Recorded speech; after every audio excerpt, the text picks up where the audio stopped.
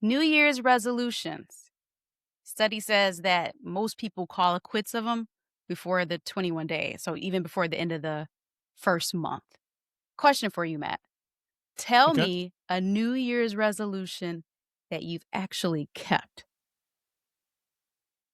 I'm gonna keep it wrestling. I like to keep the first question wrestling related. So a New Year's resolution that I've actually kept wrestling wise. I haven't had one, but ever since ChatGPT said how just negative that I am usually, my New Year's resolution is to be more positive in the new year. So if something sucks, maybe we just don't even touch on it. Really, I got a couple of things I wasn't happy with on this show to talk about, but I am not going to go off in crazy tangents. I think I can get away with doing that for the next 4 weeks, right? Because you say they typically say first 21 days. First 21 days, because it takes 21 days to break a habit. So most people quit before even the end of the year. Yeah, I think I'll be able to. When's the Rumble? Rumble's January 20, whatever. I'll be able to. Now maybe that show, I may like go off on the deep end for a little bit. But yeah, I think I can beat the average. So yeah, that's going to be my New Year's resolution, is evidently not to be as negative as I usually am about some of these wrestling takes. So you're clairvoyant as far as what you're going to foresee that you're going to keep. Anything that you've kept already? Yeah. What's that? Typically, I mean, like, yeah, my resolutions, I don't really make a ton of them, as you know. So, like, I don't usually have a problem with them. Yeah, I do. Just because I feel like if you're going to do it, you're going to do it. There's no need to wait to January 1st. You can do it December 18th. And that's the thing, all right? Like, I am the most positive person, like, outside of, like, the wrestling podcast probably anybody could ever, like, come across. So it's just funny when chat was just like, yeah, you be going ham, because that's typically not me. But yeah, what about you? You must have something in mind. I do. A few years ago, I said that I was going to always make my bed in the morning. And that is something that I've stuck to. Always making the bed. All wrestling related. I've never made a wrestling resolution. It's always about me and the bettering me and the growth of me. So maybe since you kind of said that you were going to, you kind of forecasted your New Year's resolution, I'm going to say I'm going to be present in every PLE and pay-per-view that I watch. Present meaning what? We putting the phone down. We ain't playing mobile games. We ain't playing no damn Candy Crush, and we ain't playing no damn Kingdom Come and all that. Is that what you mean by being present? Sure. Yeah. Yeah. Oh, you breaking that? Well, you'll be put in the cluster fuck with people who break their resolutions in the first 21 days, because that ain't happening. Now, granted, you did watch Raw yesterday, I think, without playing your games. Without being on my phone at all. Mm-hmm. Yep. I'm very proud of you for that. Same thing with you got rewarded with NXT. The super average show. With garbage. Oh, sorry. Wait. Well, it's not garbage. ChatGPT might be right. But yeah, but let's get to it, man. Episode 230 of the TFW podcast. That's Freaking Wrestling, the best kept secret in wrestling podcast. The podcast that tells you exactly how it is. I am your favorite talker out in these streets, Matt, joined by that lady with the New Year's resolution question, the beautiful Rhodesia over there. So, well, I guess real quick before we start, right? If you like what we're doing, hit that subscribe button on YouTube. Hit that plus follow button on the podcast. Hit that like button on your screen. As I always say, it helps us out tremendously to get the show out to more and more people, which is a fantastic thing. So shout out to the freaks. Happy New Year. First time we've come to you guys in the new year. No. This is our second show. Yes, it is. No, since it was New Year's Eve. Yeah. Nope, it was not, because we talked about how New Year's Eve happened. Oh, you're right. So it was not. It was supposed to be it, yeah. So your cold open question falls flat, but it's fine. You got to come back next week with another one. Going forward, you're just going to start the show every time. Next week it'll be about Christmas. In 2 weeks from then it'll be about Thanksgiving. Well, you threw away my Christmas segment. You put that on it's on the cutting room floor right now. He was like, "Oh, we'll save that for next week." Next week never came. Yeah, I told you to. And I put so much time into it. I put so much time into the Christmas and segment. just change it up. Change it up. Sure. So like when in real life, people always be like, you want the good news or the bad news? People always say that. And So I'm always like, hold on, what would you pick? oh, always bad news first. 100% always bad news first. Always bad news first. So it's not bad. But if we were to do the good news, bad news on this podcast, give me bad news first. We got to start Monday Night Raw.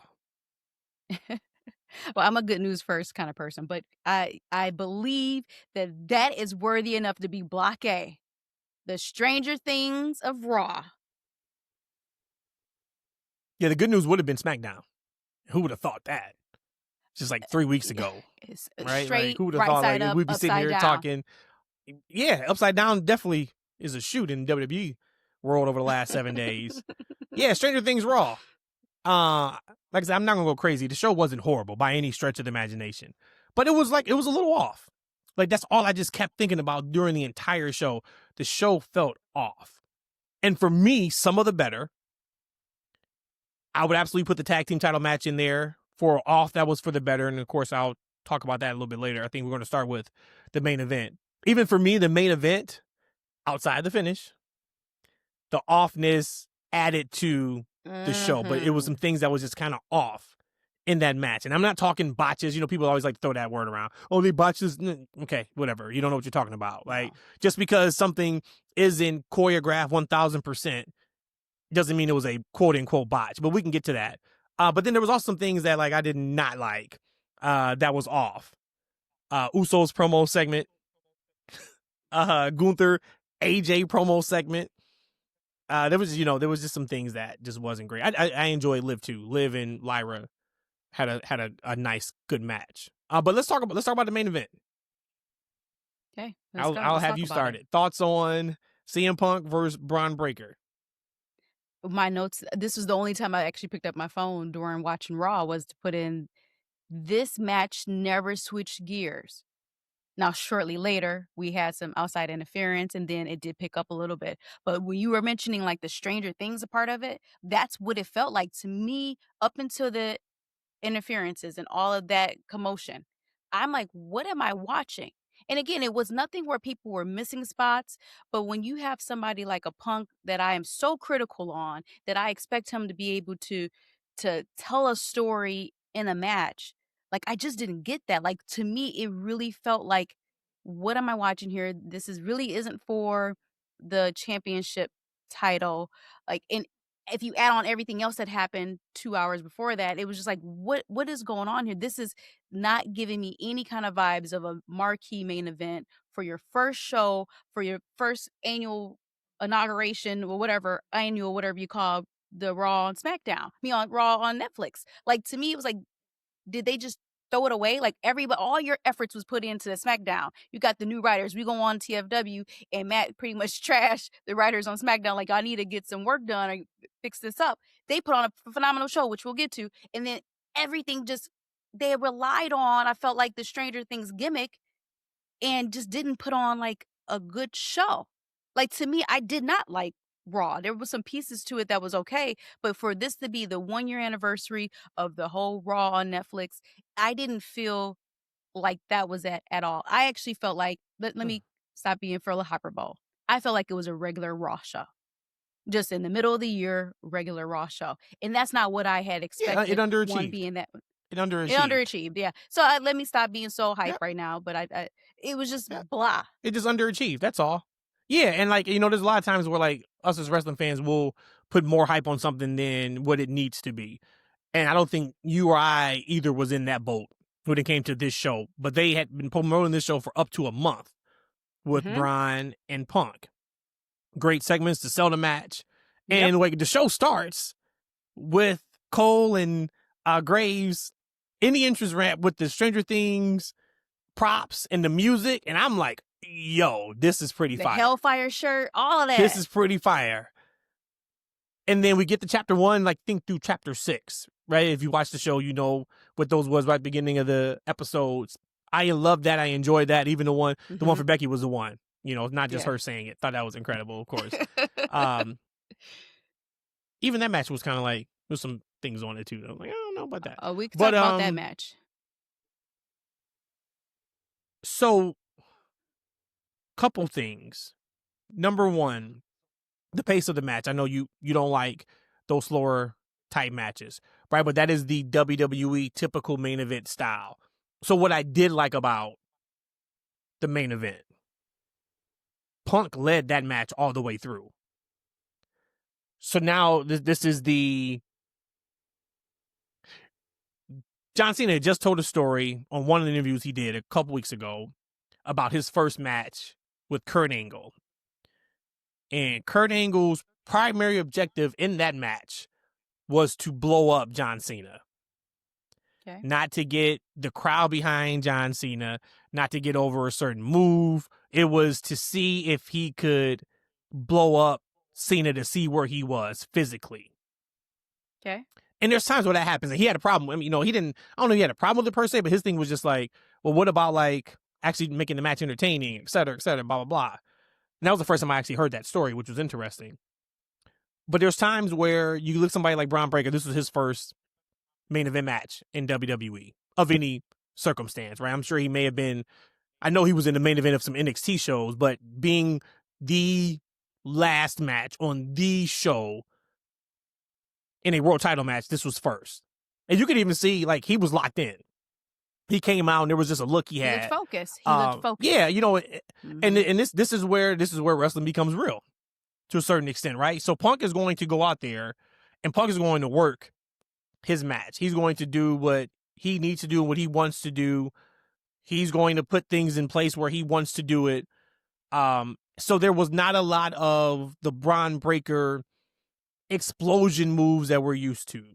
Some of those spots. He didn't hit the spear once. That's, of course, for storytelling down the line when he does hit the spear and what comes with that. So I enjoyed it from that perspective, just watching those two and watching how Bron takes to being in a main event match with CM Punk as the champion and what comes with that. So that's where I enjoyed it. Match was good. And the match was good. Then, of course, when we get the shenanigans, we get the Vision coming down, and we get Penta, we get Ray, we get Dragon Lee. Then, of course, they turn up. They get to that next gear right after that. But what I didn't like, and so I talked about it on last week's show. So whatever you do, WWE, do not have Bron Breakker lose clean. And not only did they have Bron Breakker lose clean, they had Bron Breakker lose clean after he hits a move on CM Punk from the top rope to the outside of the ring on the table, just to throw Punk in, and Punk immediately reverses it, hits him with the GTS, and we go home. WWE always thinking like somebody has to pay dues before getting said championship or said quote-unquote push. Man, like it's getting old sometimes. Right? Like in no world should a Bron Breakker in story need to lose first before he wins. Now, once again, yes, if I had to pin, I would put the belt on Bron Breakker, not knowing what they have planned for the Rumble, not knowing all that kind of stuff. It's not about taking the belt off of CM Punk. To me, it's about maximizing the moment with Bron Breakker. I don't really honestly even care that Punk won. I'm just in a position of why have Bron Breakker lose clean just to now going to have to climb back up. This goes back to what we talked about when he took out Seth Rollins, he being Bron Breakker, and they didn't automatically hotshot him to the title. And the thought was they have their spot of where he's going to be champion. They don't want to pivot from it. And I said on last week's show, well, maybe that's this show. Probably not.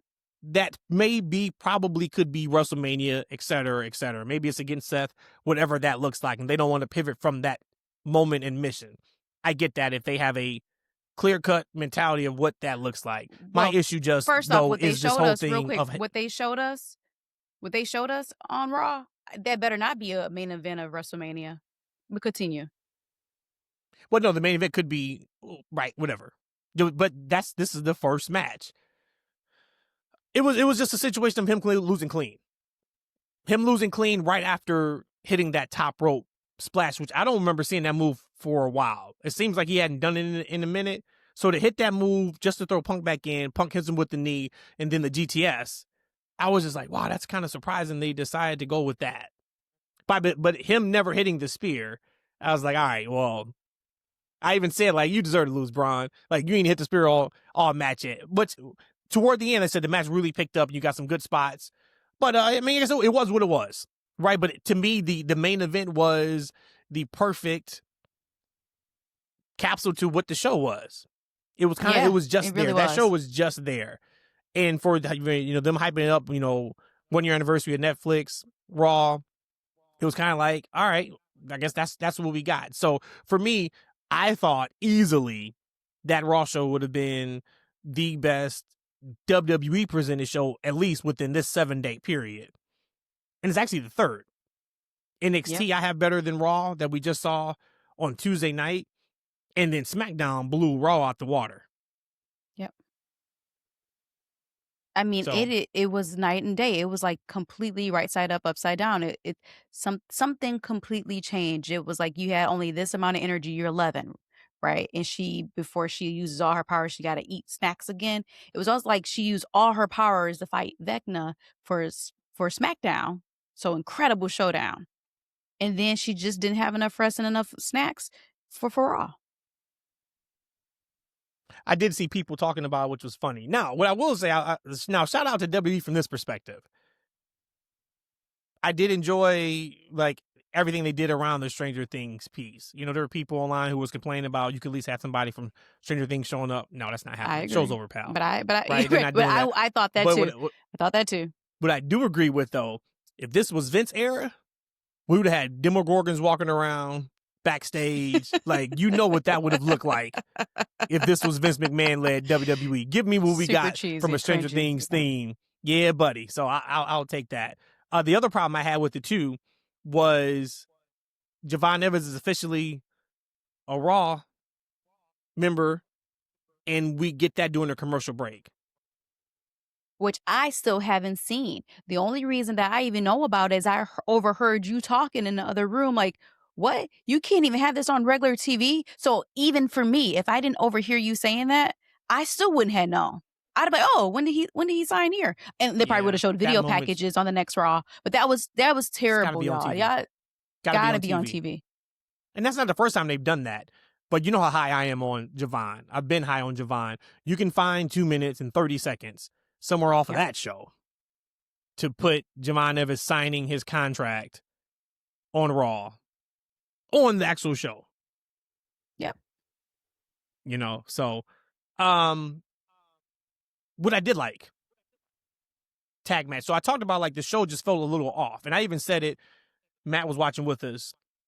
And during the match, I was like, man, this match feels like a little off, but like there's nothing wrong with it. Like I was enjoying it, feeling like it was a little off. And what I mean by that is like there wasn't a normal cadence to the match at all.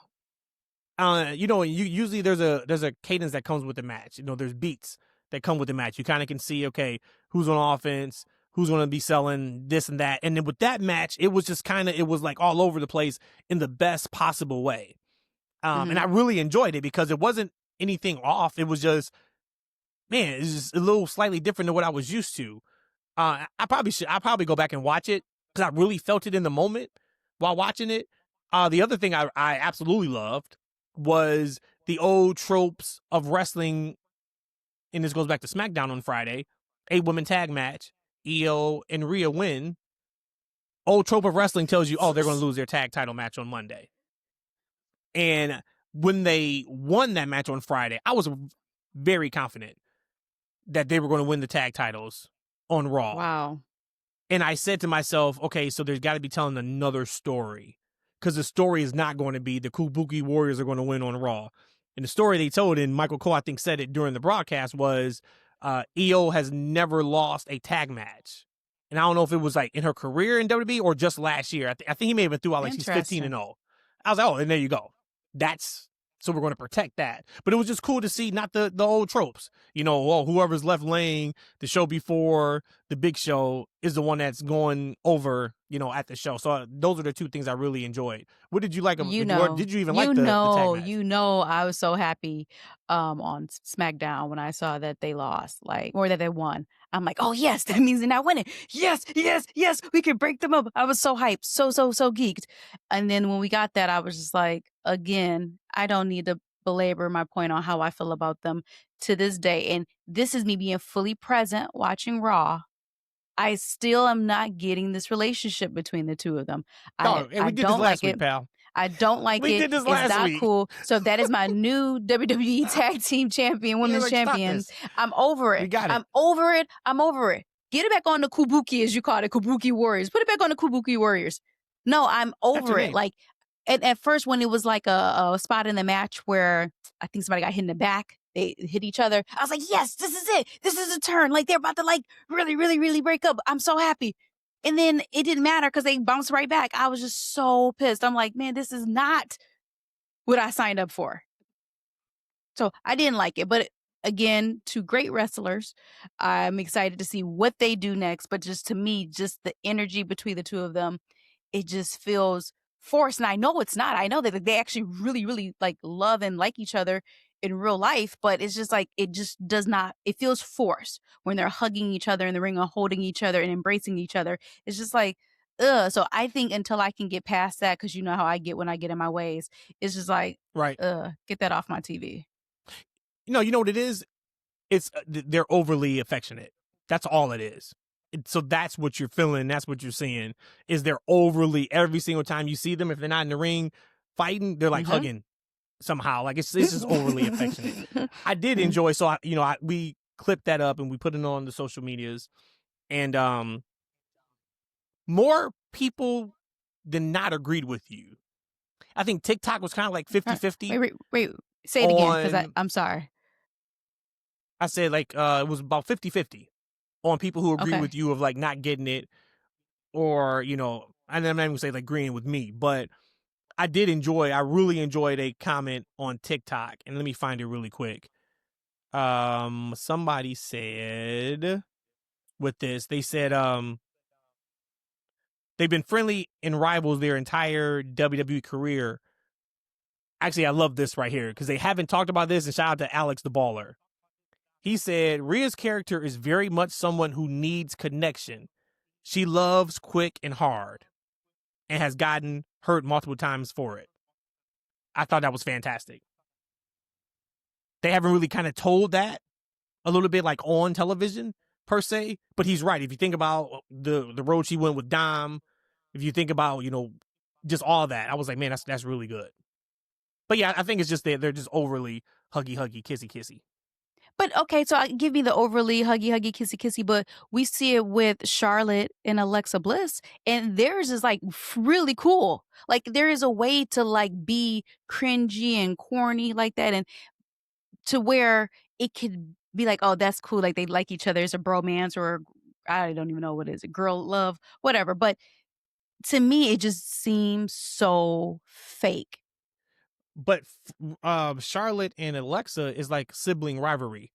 They like each other, but they don't. They always playing, pushing each other. That's a completely different presentation than what we're getting with Rhea and Iyo. It's actually probably the polar opposite of what we're getting. I won't call it polar opposite, but I get what you're saying there. But initially, when Charlotte was trying to be friends with her, she was kind of over the top trying to be friendly with her. And it didn't come off like, oh, that looks fake and not real in real life. That's what I'm getting at. It just feels unreal. Speaking of Unreal, they have a new season coming out, which we still haven't finished watching the first season. Speaking of Unreal, yes, I'm gonna finish it before season 2. Sure. It was pretty jarring to me watching that promo on Raw. Promo was done fantastic. Heyman starts it by saying, like, I'm not a fan of this show, and they go into what the storylines are going to be. I cannot wait to see how much Naomi talks about with that. It'd be fun to watch the Seth Rollins piece of, his work injury and the things that went through with that. But what really jarred me, and it took me out of the show. Now, I am still a big proponent of Unreal. If there was no such thing as WWE Internet or WWE Network back in the day where they used to do the WWE 24 series, I could get the overly negative pieces about Unreal. My argument when Unreal first came out, and there were people who were saying that they didn't like it. Of course, I'm not trying to tell them to watch it. My argument was just the difference with Unreal is, one, they're not showing you how they're working in the ring. They're talking about storylines, and we're far removed from these storylines. So it is not, hey, they are going to tell us right now on Unreal's initial show, January 20th, who Cody Rhodes is wrestling at the Royal Rumble before they announce it on SmackDown. Sure. Right? They're going to show us Cody and Cena working in SummerSlam 6 months ago. So I think that's a big difference with that, right? But what jarred me was the tagline they showed during that promo. And that tagline was, the stories are scripted, the emotion is real. And yes, we know that. But for me, showing that promo in the middle of the show completely took me out of the show. And the next segment was the Usos, which was a clusterfuck. I don't know what that was for and why they did that there. I don't like, okay, whatever. But we got to eat. And like I said, Jay's got to eat. So cool. I'm sure Brooklyn loved it. But telling me during the show that the show is scripted, and I gave the example yesterday, feels like to me, Avengers Endgame, and we are in the middle of the biggest fight in Marvel history. And they cut right in the middle of Iron Man dying. And we're just about to get to Spider-Man going over to him, and we get that moment for them to stop and then cut to a promo or a behind-the-scenes look of Thanos and Spider-Man and whoever drinking Sprite and catering, laughing, and that's it. And then we go right back to the moment of Iron Man dying. Like, if you want to show that promo, and it's a great promo, I just wouldn't show that same promo during the show. To tell me that the stories are scripted, that's a hard piece for me not to engage with. And we all know it's a show. We get that. But that's just it's hard to then buy into what you are going to present to me in the next segment to where I should care about these characters and such. And you know what? For me, I don't think it was that extreme because, again, that Tony one, I was weeping. I was weeping. But I would say that I understand why you kind of drew that comparison.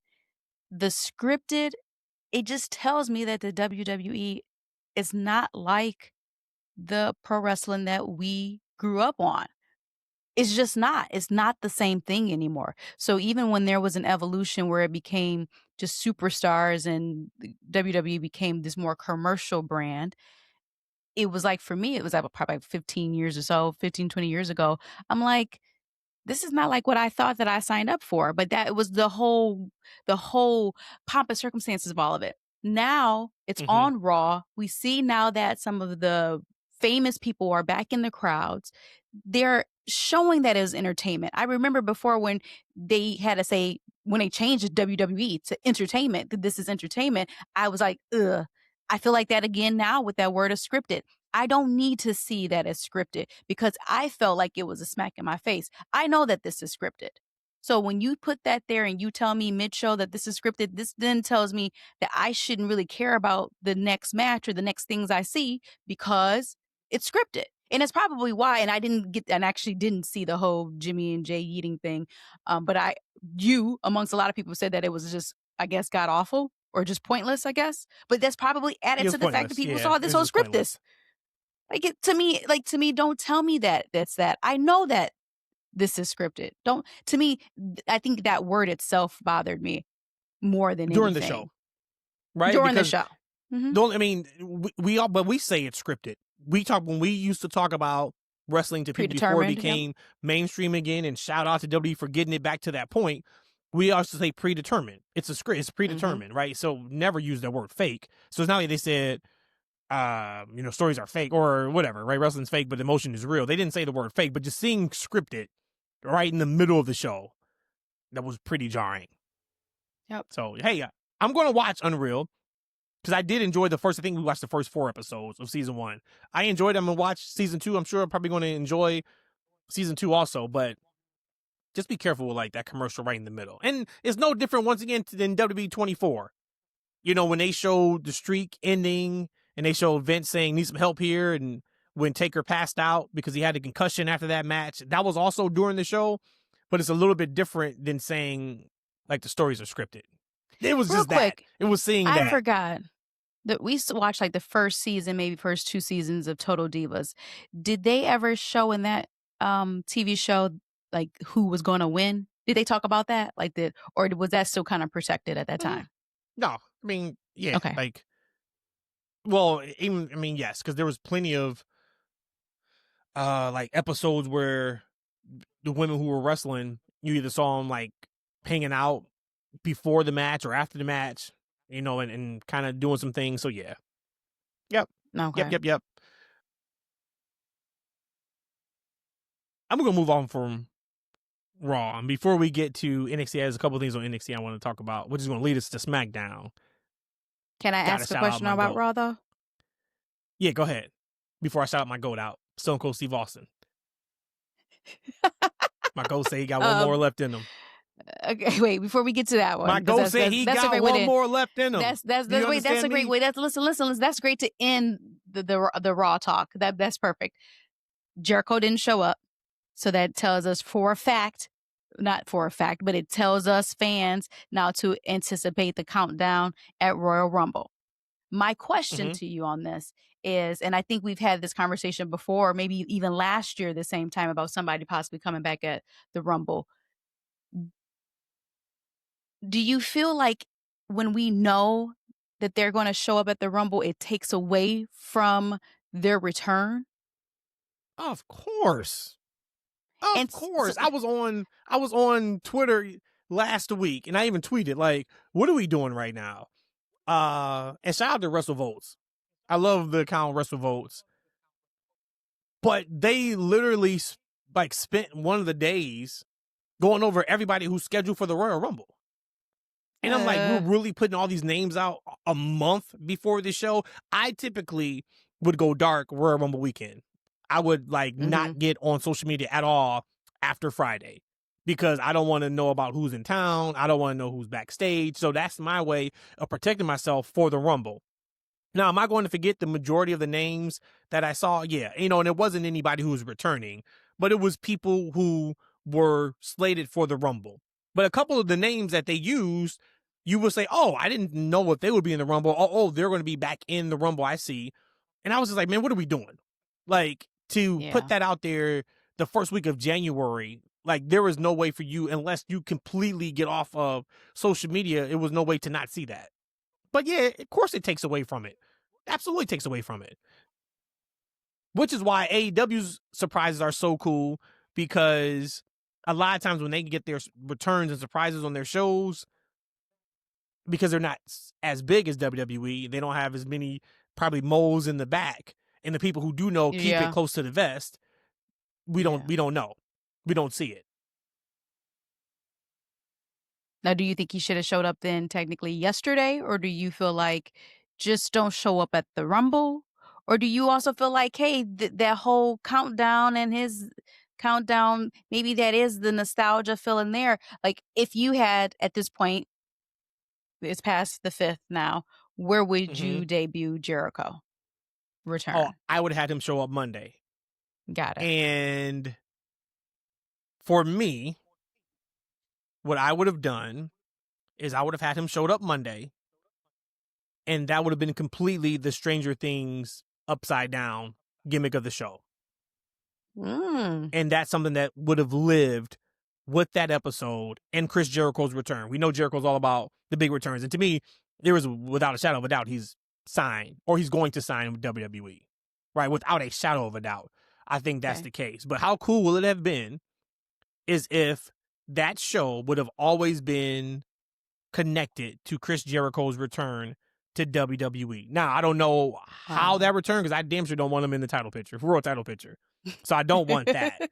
But imagine him showing up and them really leaning into, this really is the Upside Down. Where in the hell was Chris Jericho? Where has he been? What is he doing here? Whatever the case may be, right? And then he doesn't do much on the show, but he does say, see you at the Rumble. And we don't see him again until the Royal Rumble. I think that would have been more impactful with the connection to Stranger Things and giving us this first show on Netflix, you know, for the 1 year anniversary, et cetera, than him just showing up at the Rumble. When it's kind of like the worst kept secret at this point that Chris Jericho is going to be back in WWE. You know how I feel about the whole Jericho thing. I almost got a goosebump, so I'll say I got the tingle just by you kind of bringing that up. Like the whole Stranger Things. That would have been super fire. I think they missed out on a great opportunity for sure on that. Yep. And, you know, even if we do the Y2J thing one last time, and imagine that Y2J being upside down on the screen. Oh, that'd be countdown, and then it just rotates. Oh, they missed something there. Yeah, you missed it. Yep. You missed it. So we'll see now. But, you know, if it wasn't for the Stranger Things connection, yes, it makes more sense for him to debut at the Rumble. Of course it does, right? Like, and it's in Saudi, so I'm sure they want some surprises and things of that nature. But, sure. yeah, like I said, if I had to pin that, that's what I would have done. For sure. Can we get to my GOAT now? Yes, you may. He's all yours. Hey, my GOAT say he got one left. I'm a mute up. I'm a mute up. One in him. No, you ain't got to. You ain't going to take that long on it. My GOAT, Stone Cold Steve Austin, said he got one more left in him. And shout out to my girl, Lovely. Lovely knows I love me some Lovely. But Lovely tried to talk me off the ledge. Lovely said, let that man go. We saying, no, give me one more. And yeah, it sucks. It will be in Saudi. So, like, we won't be there. I mean, actually, we're in Spain, so who knows next time we'll be at a Rumble. Who knows, right? We could be at this year's Rumble. You never know what the future holds for us. But he's got one more on him, he said. He said he can go one more time.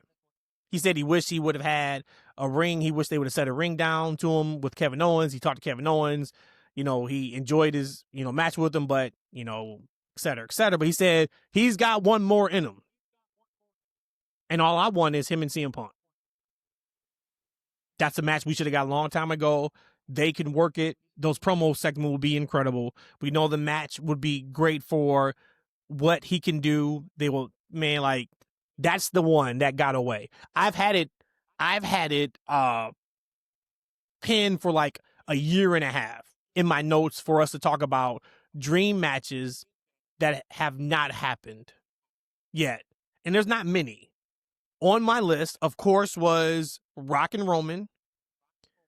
Punk and Austin was the other match that I had on there. I think I may have had like one or two more, but I'm talking like legit, real life dream matches. Not what we just, we haven't seen them wrestle. And, you know, I'm not talking to Bron Breakker versus whatever, right? Like, I'm talking about like legit, these are legendary moments in time that we just feel like is an absolute dream match. We don't have many of them. And that's one that got away was CM Punk and Austin. So give me that. But my goal is that he got one more. Out of complete and total respect to my husband of almost 20 years in a couple weeks, I would just say no comment. I wish that you can get your Austin CM Punk match. You was a hater of everything good, it seems like. Maybe when chat was talking about why are you throwing strays at me? What was going on, it could be you, really. You know, it could have been. You are the one, not me. Take away. But I didn't even say about my I didn't say anything bad. I'm throwing that out. I'm going back. I didn't say anything bad. Because they wasn't talking about me. Oh, you study right. It was a study show. There you go. You just added to that. My New Year's resolution lasted all of 39 minutes and 5 seconds. I'm over. We back. So let's bring up Raw again. That shit show. Let me tell you about Raw. No, I'm joking.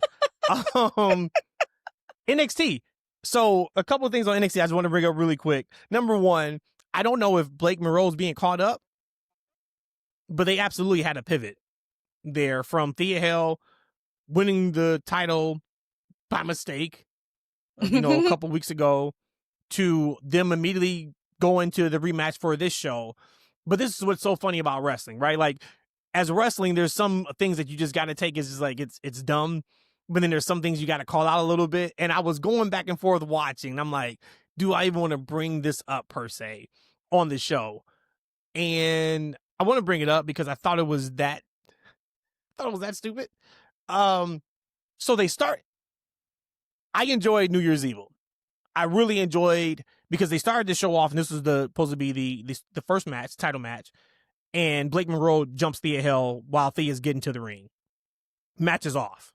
So now everything is in shambles on the show, right? You got Ava on the headset saying, hey, let them know they're up next. I know they weren't supposed to be on now. Run the video package. They run the video package. I thought it was a really nice production and produced show from that perspective. But in what world does it make sense for the challenger who for the last 3 weeks have been depressed about getting her title to jump the champion heading to the ring to put the match in jeopardy? Her response to Ava was, you told me you wanted the glamour, you got the glamour, now find me and give me my title back. Well, I think you answered your question or your statement in the beginning of what you brought it up. There has to be something else going on. Either they're calling her up or something, or discipline. But be better. No, I think maybe it's a call up, but whatever the creative change, be better at the explanation for it. For her to jump the champion before the match, and then her response to the GM just to be, okay, find me, do what you're ever going to do, but then give me my title back. In what world would you get the title back because you caused harm to the champion? I have no idea, but so yeah, maybe she's I injured. was like, still do better with the creative is what I'm saying. Do better with the creative. Do better with the creative. So as much as I looked at that like side eye, I love the finish of the show. Oba Femi and Leon Slater had a fun match. And then Oba hits his pose with the light beaming behind him in the dark arena. They cut to the back, and Ava's telling the, Evolve and the young kids, hey, we got 4 people who got called up. This would be a massive opportunity for you to get called up to NXT this year. And then, I forgot his name. Her assistant runs in the room, and he's just like, hey, did you see what Oba just did in the ring? She's like, no, what? And then they cut back to the ring, and the NXT title is just there in the spotlight. Oba has left the territory. He left the belt in the ring. I thought that was tremendous. Now, could you say, like, hey, why did he put somebody over on the way out? It depends on what they plan on doing with them on the main roster. So I don't have a problem with that. I did just absolutely love him just leaving the belt in the ring and how they shot it back. Because even like when he did his pose and they shut the lights down, I was like, is somebody going to like attack him from behind? I'm like, man, that kind of doesn't make sense. Because I was thinking by some chance, I really didn't see Slater beating him. But I'm like, look, Oba's on deck. We getting promos, video packages of Raw and SmackDown. Like, this has to be one of his last matches. So when he won, and he won clean, I was okay, that's going to be interesting to kind of see what they would do. And then just, a minute later, that belt is just in the middle of the ring where he kind of just left it. I think that goes right to something that we're going to see on SmackDown, which we can hold that off for a second. But I did enjoy that. So it was like, we had like, come on, man. And then they finished with, all right, that was kind of cool. And I'm okay with him not, quote unquote, putting somebody over, because this is still the developmental. So some of the critique and criticism and the holding people to certain standards where we would have on main roster, we don't have to really worry about it so much. Like you said, the whole thing with Blake Monroe, yeah, maybe you should have told that story a little bit better, because you can. There's an easy way, whatever the reason why she didn't have that match with Thea Hell, you could tell that story a little bit better. But overall, I think you have kind of that luxury of not having to be so having to put somebody over, because y'all are developmental. So this is the main roster, and you're gonna need to put somebody over. So you say even the writing team is developmental, but they're not though. Like they're not. They're not. I didn't say that. I do want to. Hey, real quick though. Good God, I do have to shout out, and this could be every single time she's on my TV screen, I shout her out. Kendall Gray. I've been high on her. I'm going to continue to shout from the rooftops. She is amazing. For how new she is in the business, that woman is amazing. She does it all. Yeah. And it's almost, for me, scary because every time I watch her, I feel like I get more and more impressed by her. And I even told you while we were watching NXT, I'm watching her with JC Jane. And I think JC Jane's a pro. But if somebody was to watch that match, has never seen either one of them, and say, hey, which one is new to the business or newer to the business? Ooh. Good luck people saying is Kendall Gray. Her selling that she does, her registering that she does, the speed, her offensive moveset, she is just always on. And like, I haven't been this high. And I know there were some comparisons. I think maybe Sean or somebody compared her and said they haven't seen somebody like her since Bianca Belair. I would have to go back even farther, because even with Bianca, the first couple of Bianca's bigger matches, you could see Bianca hyper-villainating. And I just remember, like, I would be talking to the TV at times, like, man, breathe, like, relax. Just breathe. Chill out, breathe. We could see it. You know what I'm saying? Because we could see it on you. I can't remember, honestly, the last time I've been this high on a rookie like Kendall Gray. I mean, if you, like, I'm talking, I am so high on her. If I was starting a wrestling promotion, she's probably like top 5 on my list to get. I think she's that good. And for her to, I don't even know if she's even scratched the surface yet of how good she can be in ring and maybe even personality. We are in for, she is going to be a multiple time WrestleMania main eventer. Hyper Bowl time. This was the first match that I actually saw of Kendall Gray from start to finish. And the word that I would say for her is just fluid. And you said, Sean, somebody mentioned a comparison to Bianca. I'm actually going to say, again, not Bianca. I'm going to put her somewhere like in a Ricochet type, not even a luchador, because she doesn't do like the high flying moves that I witnessed. But it was just how fluid she was when she was sliding out of the ring and took her knee out. You know, like and then landed on her feet and it came back. Like, it was such a seamless, fluid motion to her wrestling. Like, her timing was already there to the point where, like, I was like, yeah, she's TNA, right? And he's like, no, she's Evolve. And I'm like, huh? Like, whoa, like, she's that young, and to be able to be that fluid, and she felt so comfortable in the ring. So Ruka feels really comfortable. Like, when I watch her wrestle, she seems really comfortable in the ring too. But Kendall has more of like I would say like a Daniel Bryan or Bryan Danielson, more of like a snap to it. And I'm not saying like snap suplexes, but she's just more clean and efficient when she moves in the ring. It's crisp. Like, there's a difference. Crisp. There we go. Crisp. So Ruka, you could put in the Ricochet range, right? High flyer, yeah. acrobatic, you know, that part of it. But like Kendall, you could have the correlation with Kendall to a Bryan Danielson. You know what I'm saying? To a technical wrestler. But like, she does it all because she can high fly. She can do submissions. I mean, that transition submission toward the end of that match, like, everything she does is just there and on fluid. point. Yep. Yeah, man, they got something super special in her. And it's funny because, like, so I don't know. She used to be a massive, like, wrestling fan. So it's always interesting to see people, because you would think maybe like, oh, if MJF same way.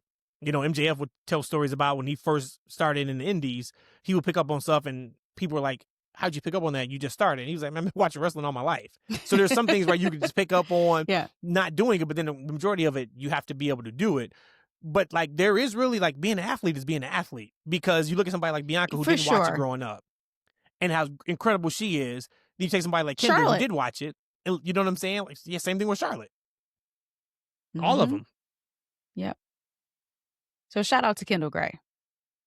Yep. You got anything else on NXT before we move on to SmackDown? Yeah, I do actually have a question for you too. And it seems like we probably know who all are being called up. There still might be some in the works. It doesn't seem like we're having like a traditional draft like they've had years before. And we've been OG NXT, so we've been watching ever since. So we've seen every, I'm gonna call it, graduating class that's come up. But how would you compare this graduating class so far? So what we think we know is Oba Femi, Trick Williams, Yep. Yep. Javon Evans, Jordan Grace, and Yep. Lash Legend Yep. being called up. Yep. So that's 5 people. I think I just counted 5 or 6. Mm-hmm. Where would you put this graduating class compared to the ones we've had in the past? This is a strong one. This is a very strong one because you have checkmarked anything you would probably need. You got your can't miss main eventer, massive heavyweight, right, in Oba Femi.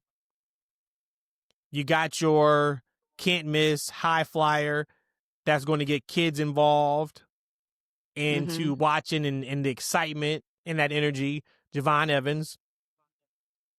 You got Lash Legend, who I think you could peg her and put her kind of anywhere. I think like she could be like that 5-tool player. Like you put her anywhere and like she's going to be good for you.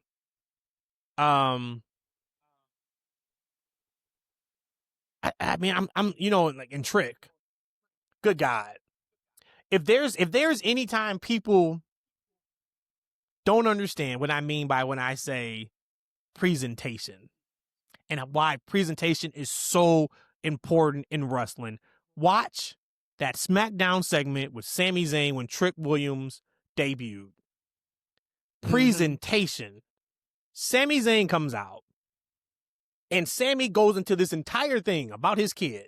And I haven't been around in a while. My kid, I got this chance. We sat there and watched John Cena's last match, and he, asked me, "Why haven't you won the title?" He goes through this entire thing, right, looking like a school teacher.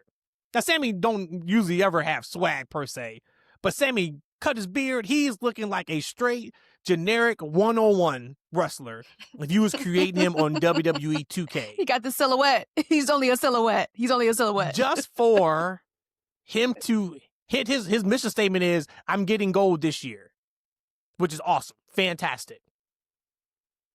Just for him to be cut off by the most flamboyant, charismatic, up-and-coming talent we've seen in a very long time with Trick Williams. And they go face-to-face, and they can't be any different, which makes Trick look even better. That is what I'm talking about when I talk about presentation. Yep. Maximize presentation. And oh yeah, let's go ahead and maybe put Sami and Trick in a feud so we can really get Trick and get him in the ring with a veteran that can help him out everywhere. Yep. And oh yeah, his first match is going to be against Rey Fenix on SmackDown, who is going to bump and do everything he needs to do, one, for himself to look good, but to put over Trick Williams. Presentation. And that is why presentation matters, because there is nothing they could have done on SmackDown to make Trick Williams look like a bigger star than what they did on Friday. Yeah, bravo to that whole thing and the A for execution. When I saw that, I'm like, this is exactly what we have been talking about before with Trick. Like, a lot of your matches are just, they're hype to begin with. Now, and it even seems like this character is a little bit different too. Like you said, more flamboyant. But this is, you getting a Sami, it's like the honor it must be for Trick to be able to be working with Sami coming up. Like that to me is just like, wow. And you're taking care of that person. You're taking care of that new up and comer. And again, don't give me 10 years for Trick Williams to win a championship. Get him going. Maybe that'd be more like 3, 4, 5 years, but not 10 years. This graduating class that's come up, I thought is very, very strong. It almost reminds me of like the graduating class of when the very first one with your KOs, and it kind of blended a little bit, and part of your 4 horsewoman. Like this is what I almost feels like coming out of NXT. Like this feels really good. And this is our future for professional wrestling. And I'm excited because the color, baby, the color. How exciting is that to see? Black and gown. How excited to see and seriously, how exciting is that to see that they all have been coming up and been shown with some push behind them, with some glamour behind them, and they're all black. Like, I'm loving Jordan now, but hey, by default, she kind of is. But this whole graduating class to me is like, come on, that is just so beautiful to be able to say, if I have younger children who's now looking at these people, these Javon Evans, again, the representation matters. Wow, this whole graduating class looks like me. Oh, I can do this too when I get older. Like that to me was ding ding ding ding. Good job. In like outside of like how they look, to me, it's like how they talk. And that's why I enjoy watching Javon. Nobody talks like Javon Evans in WWE, but Javon Evans talks like It's every him. kid that we know. There, You know what I'm exactly. saying? And back in the day, it was everybody sounded the same. Anybody who says everybody sounds the same now in WWE is like, okay, like you're not watching, like you're not paying attention. But yeah, like Trick is completely different than Javon Evans. Mm-hmm. Javon Evans is completely different than Oba Femi. Yep. Last Legend is completely different than Bianca Belair. You know what I Yep. mean? Like they're just, everybody is themselves a lot of it. And they're bringing, well, maybe they're not themselves, but they're bringing something different, right? They're Sure. bringing something different to what we Mm-hmm. are seeing on television. I do hope that Jordan Grace gets going on the main roster. She's been underwhelming to me in NXT. I don't know if it's the booking or not, but ever since she's been in NXT, every time I watch them, like she's missing something. And she wasn't missing that in TNA.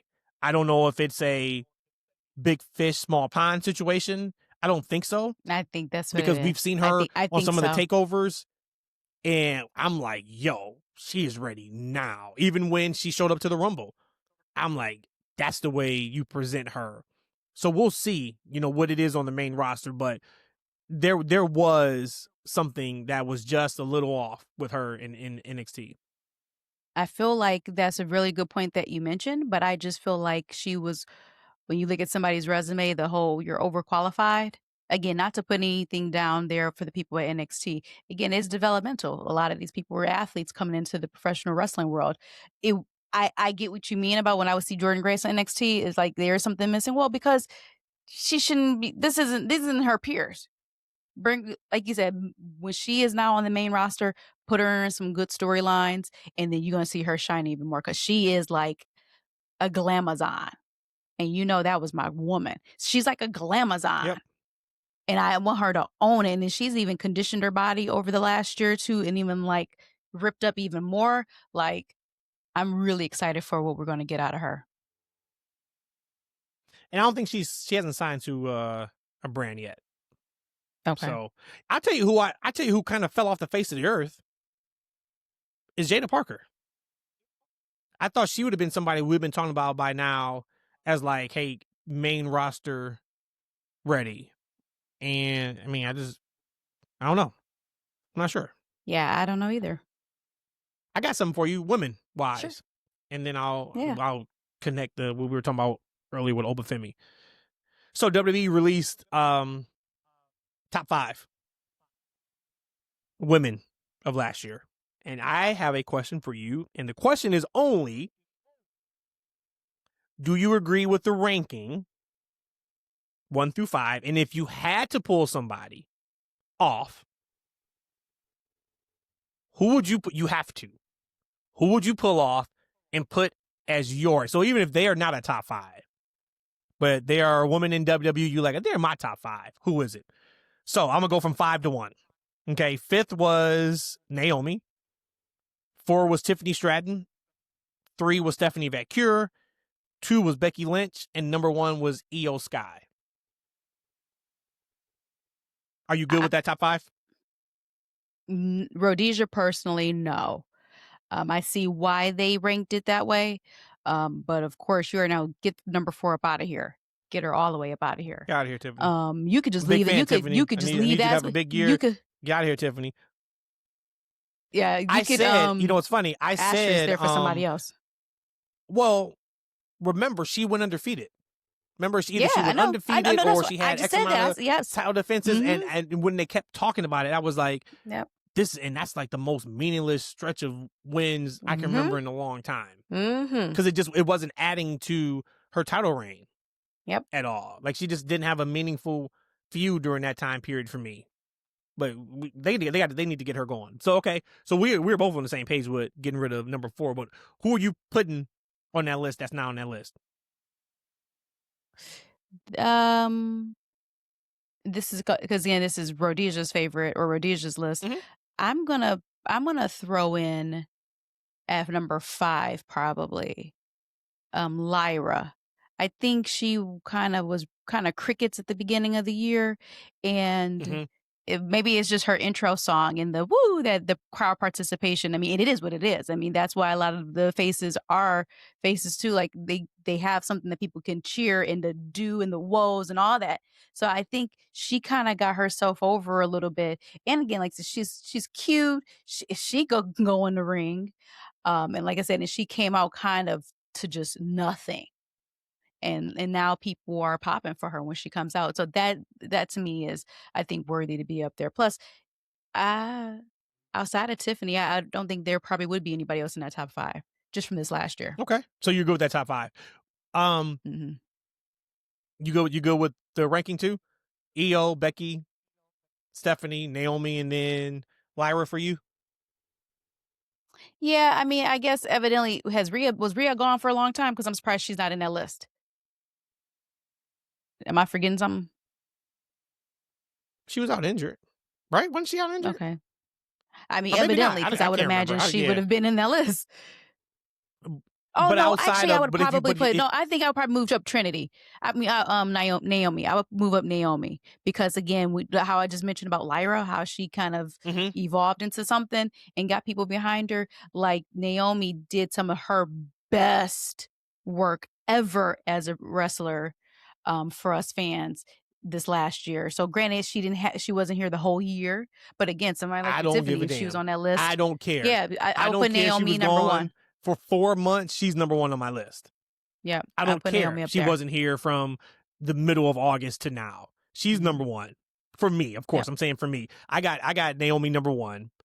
Then I have Becky. Iyo number 2. I got Stephanie number 3. Stephanie made a hell of a name for herself. You know how big I'm high on Becky. She'd be 4. Number 5 for me is Roxanne Perez. I'm taking Tiffany off and I'm putting That's a Roxanne good up one. there. Yep. And, of course, this list is based on credentials and stats. Well, right? yeah, because Which also Roxanne could be lost why every single Rhea- match that she's been a part of. Yeah. Which is why maybe Rhea wasn't on here at all, because if you look at everybody else, they were champions, winning streaks, et cetera, and all that. But yeah, for me, Roxanne is 5. But I could have probably named 2 or 3 other women I would have put on that list before Tiffany. And that sucks. Yeah. So I was really high on Tiffany. I still am high on Tiffany. They'll figure it out. She's too good, I think, to keep her down. And then just so you know, FY is the men list was Jey Uso was number 5, Dominic Mysterio was number 4, CM Punk was number 3, Gunther was number 2, and John Cena was number 1. So there you go. So this Friday we got SmackDown, and we got the 3 Stages of Hell with Cody and Drew. Last week's show, we talked about and we were giving grades out based off of Bleacher Report, and we brought up Cody Rhodes, and we said Cody ain't got no challengers on SmackDown. Did they flip that on his head? Yep. In one show. Randy Orton comes back, sees Cody, and was like, "Yeah, hey, look, man. After Friday, I'm coming after the title. It's time. It's time." Sami Zayn coming after the title. Of course, Drew McIntyre coming after the title on Friday. And I had said, I think last week, man, like, put the title on Drew. You know what I'm saying? Put the title on Drew. That ain't happening now. Nope. Not that Randy Orton reinserting himself into the picture. Not even that for me, because my thing was that is a ready-made storyline whenever you want to pick it up. It's because of what happened last night on NXT. Do you remember who cost Oba Femi his win against Cody Rhodes on Saturday Night's Main Event? Drew McIntyre. Drew McIntyre. And I don't even know how I remember that, because I don't remember nothing. Do you know who's going to cost Drew McIntyre his match against Cody Rhodes this Friday? Mr. Oba Femi. Oba Femi.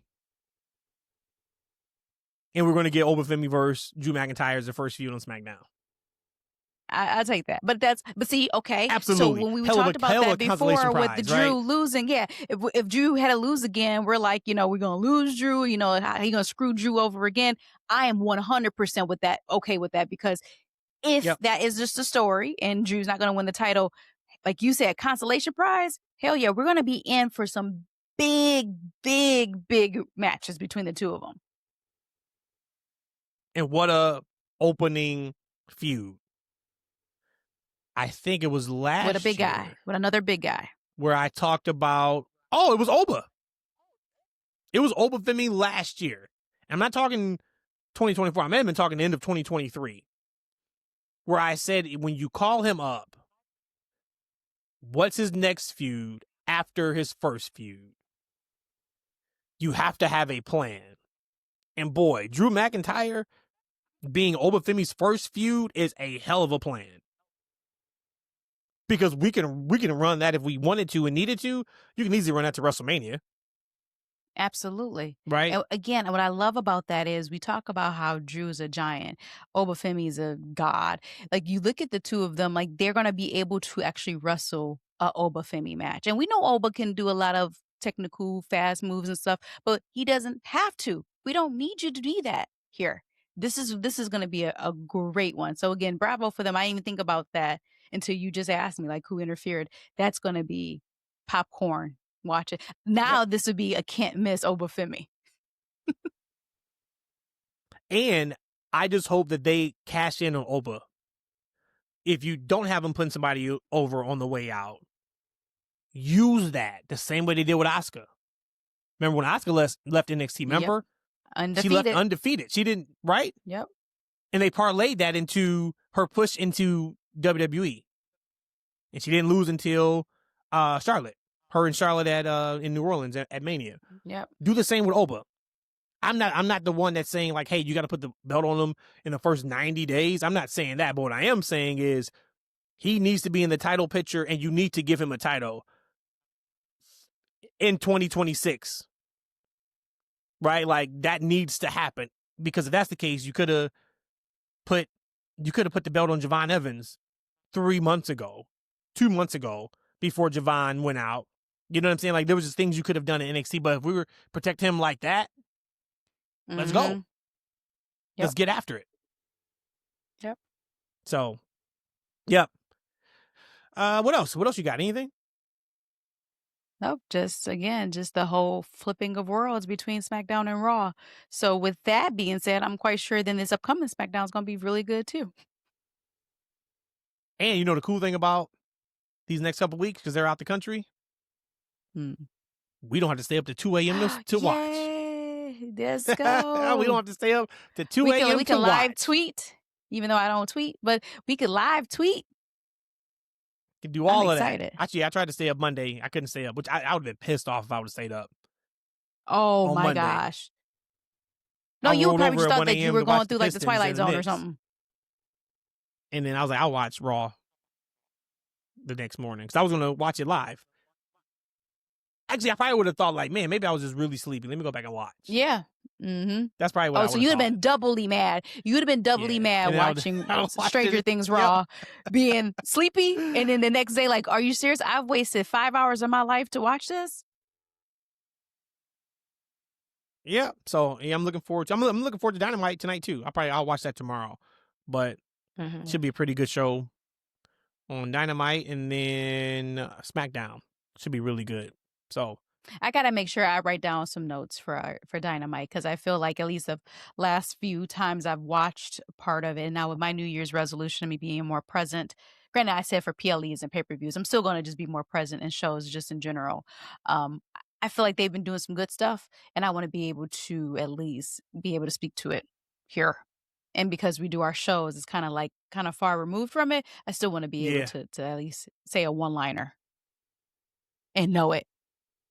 I know, right? I mean, but even back, and that's why we kind of had to, when we were doing 2 shows a week, right, to give everything its proper context, we had to, because we initially was dropping on Thursday, or we were doing Thursday pods, because we wanted to watch it after, we wanted to do it after Dynamite. And then we went to like Wednesdays and Sundays to cover SmackDown, Dynamite, pay-per-views, and then like Raw. Remember Collision? Remember we used to watch Collision too? I still just like, I mean, it's hard to, and not because like it's on Saturday. That's a lot to consume, because now I am kind of watching NXT on a weekly basis. It'd be interesting to see if I'm still watching it on a weekly basis now that they got these call-ups. I think so though, because that women's division is still really strong. You still got Sol Ruka down there. You still got Kalani Jordan down there. You still got what's my girl's name?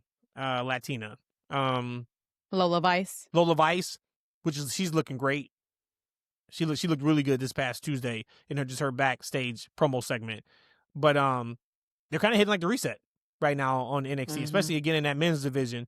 You lose Javon, you lose Oba Femi. Good God, you lose Trick Williams. Ooh, I mean, it is there for somebody to step up right now. Absolutely. Yep. So we'll see. We'll see what that looks like. All right, we out, man.